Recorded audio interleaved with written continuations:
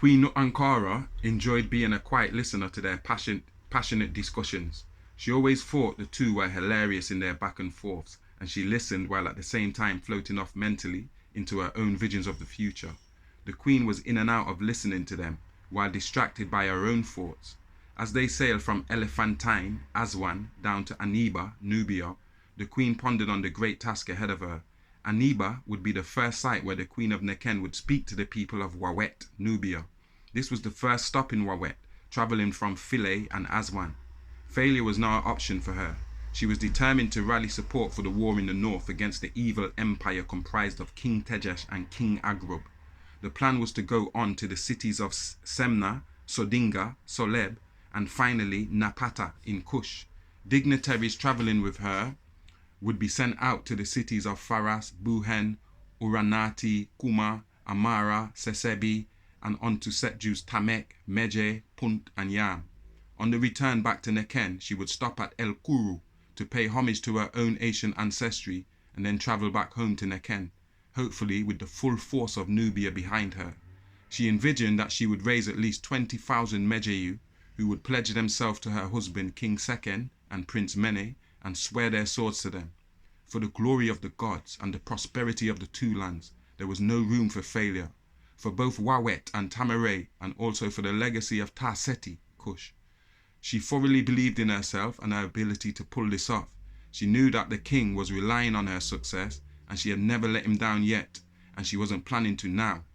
Although Queen 𝓆𝓅𝓏𝓏𝓏 didn't know exactly how she was going to achieve her ambitious goal, she was determined to achieve them regardless. The air in Aniba smelled pleasantly different, and yet the heat felt more inhospitable. It was a little more intense. Still, the soil in 𝓆𝓆𝓏, going down to Yam, was some of the most fertile soil in the entire Happy Valley, and the environment was an unrivaled paradise of well-watered pastures and savannas. It was even richer and more rewarding than the soil of the Delta, and that's saying a lot. The rich dark brown soil made for lush green pastures expanding for miles. On both sides of the great river there were open and fertile lands and a space that provided for abundance. Regular rains and waters from the spillage of the broadened river, coming from the highlands of Gondar, spilled out into many streams and waterways. The double veins of the Pichon and Gihon running through Nubia, down, which is up, into Tamaray, gave life to the land. 𝓆𝓆𝓏 was a tropical paradise of fauna, flora, resources, and of course rich in gold and other precious jewels and minerals.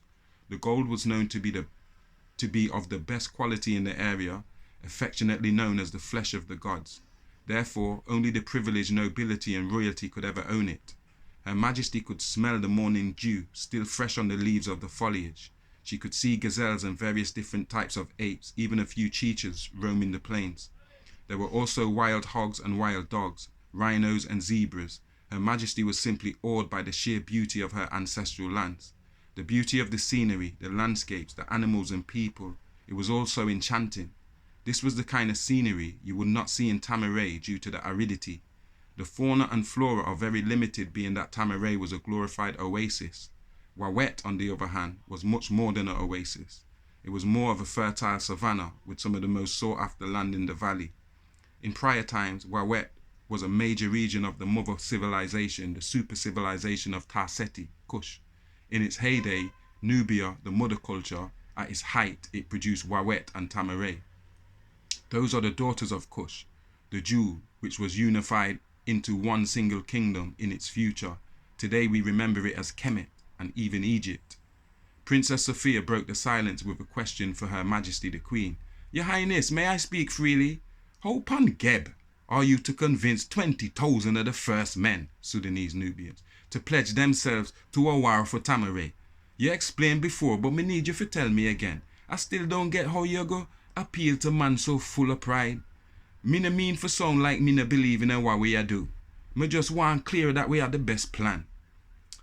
True, the 𝓆𝓏𝓏𝓏𝓏𝓏𝓏𝓏𝓏 sticking in the past and self-importance, them ego and pride big. Too many of them puff up with pride and happy to live off a reputation.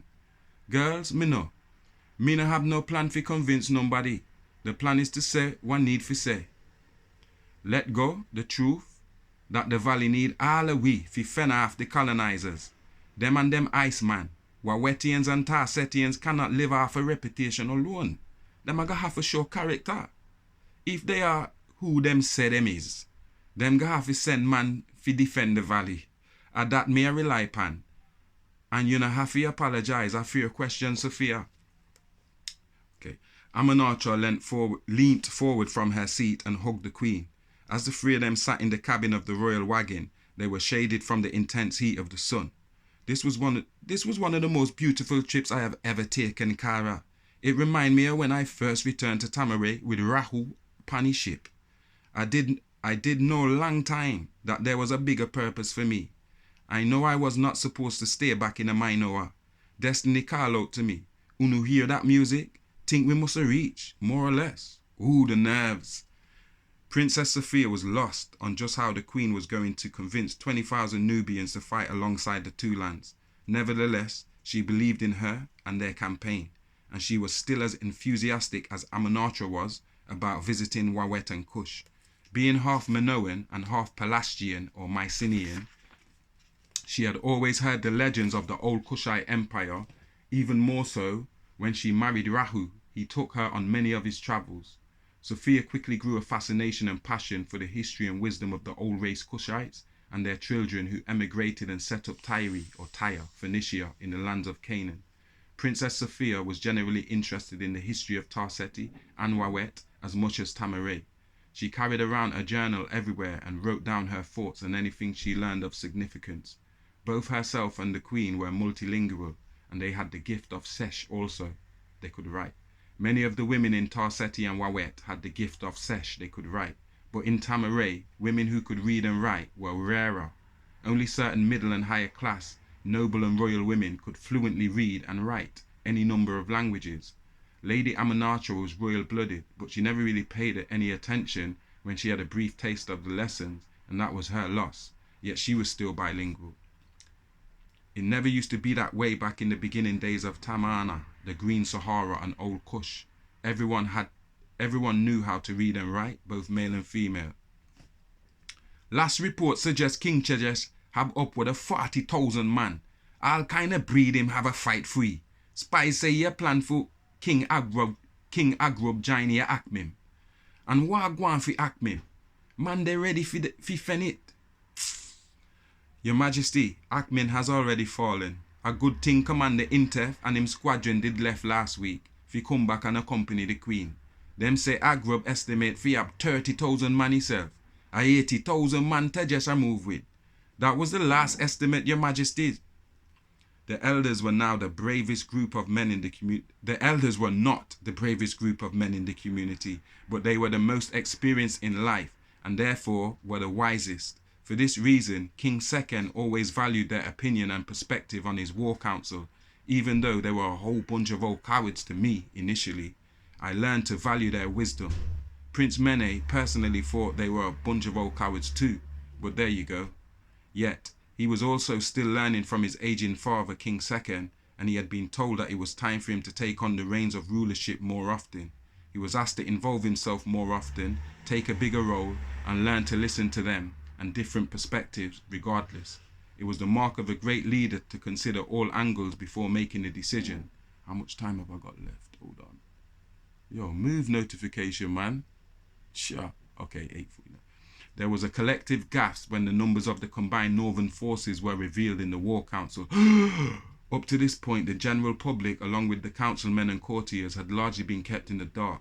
They had no idea that King Tejesh had set off on the warpath to Neken, and with such a large force. There had not been a conflict on this kind of large scale for many generations in the Happy Valley. This conflict was a full-scale war, and it was about to change the course of history. Both Tetekei Manya Romizum Huriangu and Haruhotep Tar had envisioned things unfolding just like this. Some say a war such as this one brewing on the horizon had not been seen since the wars of Horus and Sutuk back in the Zet Tepi. Yet, times were rapidly changing in the world of 4128 BCE. Thousands of years of fertility cults and Mother Earth goddesses were giving way to a new wave of energy. The rise of the toxic masculine and its long drawn-out process of collective calcination. This spelt the beginning of woes for Mother Earth, when everything was being thrown out of balance to be reset. It was the beginning of another age of heroes, of war and bloodshed. Tamaray would become the temple and lighthouse of the entire ancient world in its future. Kemet, as we have come to know it. It would go on to take over from Tarseti, the old race Kushites, which had been running since 10,500 BC, yet not before going through its own personal dark night of the soul. Tamaray would be forced to redefine herself, and eventually she would be the last beacon of light, preserving the knowledge of the forever time from old Atlantis. Tarseti had kept the rituals of the olden times, the rituals of the white and the red crowns, and passed the tradition on to those tribes who moved into Kustul. From Kustul, they were passed to Neken and Finis. The crown was passed down through birthrights and bloodlines. The royal family of Neken and the Southern Confederacy is the foundation of the legend of King Mene. One family, one man, one myth, one legend. The legend of Nama.